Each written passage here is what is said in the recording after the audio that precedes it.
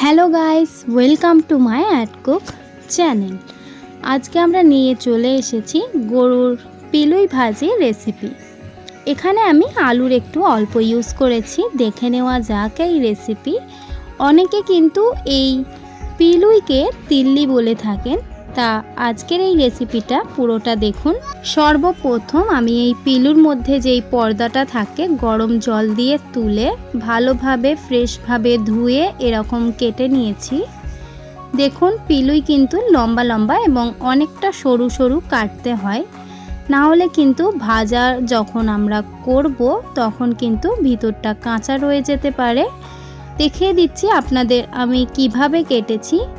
দেখুন, এতটা সরু আমাদের পিলুই রাখতে হবে, না হলে কিন্তু ভিতরটা কাঁচা রয়ে যেতে পারে। এবং এখানে আমি অল্প একটু আলু দেওয়ার জন্য আলুগুলোকে আলু ভাজার মতো কেটে নিয়েছি। দেখুন, সরু সরু করে এখানে আমি 3 পিস আলুকে এরকম কুচো কুচোভাবে কেটে নিয়েছি। এবার আমি কড়াইতে ভাজার জন্য দিয়ে দিচ্ছি পর্যাপ্ত পরিমাণে তেল। যেহেতু এটা পিলুই ভাজি হচ্ছে, সেজন্য এখানে আমাদের তেলের পরিমাণটা অনেকটা বেশি রাখতে হবে এবং কড়ার মধ্যে চারিদিকে তেলটাকে ঘুরিয়ে কড়াতে তেলটা লাগিয়ে দিচ্ছি, যাতে পিলুইগুলো দেওয়ার পর পুড়ে না ধরে কড়ার মধ্যে। তেলটা গরম হয়ে আসলে দিয়ে দিচ্ছি পিলুইগুলো, যেগুলো আমরা আগে থেকে কেটে রেখেছিলাম। এবার আমরা ভালোভাবে নাড়াচাড়া করে অল্প একটু তেলটা মাখিয়ে নেব, যেটা কড়ার মধ্যে আছে। দেখুন, এখানে ভালোভাবে কিন্তু নাড়াচাড়া করে অল্প একটু ভেজে নিতে হবে, যাতে তেলটা এর মধ্যে অ্যাবজর্ব হয়ে যায়। এখানে প্রায় 1 থেকে 2 মিনিট নাড়াচাড়ার পর দিয়ে দিচ্ছি কয়েকটি মশলা। দিয়ে দিলাম স্বাদ পরিমাণের নুন, দিয়ে দিচ্ছি 1 চা চামচ হলুদ গুঁড়ো, দিয়ে দিচ্ছি স্বাদ পরিমাণের লঙ্কা গুঁড়ো। এখানে আপনারা কম বেশি করে দিতে পারেন ঝালটা। এবার আমি দিয়ে দিচ্ছি ধনে গুঁড়ো 1/2 চা চামচ এবং কাশ্মীরি গুঁড়ো লঙ্কা দিয়ে দিচ্ছি অল্প একটু। আর এখানে দিয়ে দিচ্ছি আদা এবং রসুনকে সঙ্গে সঙ্গে থিতো করে, এবং দিয়ে দিচ্ছি গরম মশলা 1/2 চা চামচ। এখানে আদা রসুনটা থিতো করে দিলে খেতে কিন্তু খুবই টেস্ট হয় আগে থেকে বেটে নেওয়ার থেকে। এবার আমি একটা তেজপাতাকে এরকম টুকরো করে দিয়ে দিলাম।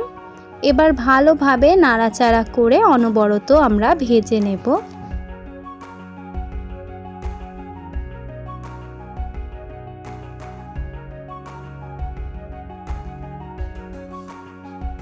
দেখুন, এখানে প্রায় আমি 3 থেকে 4 মিনিট নাড়াচাড়া করে ভেজে নেওয়ার পর দিয়ে দিচ্ছি একটা বড় সাইজের কুচিয়ে নেওয়া পেঁয়াজ, এবং যেই আলুটা আমরা কেটে ধুয়ে রেখেছিলাম সেটা আমরা এই পর্যায়ে দিয়ে দেব।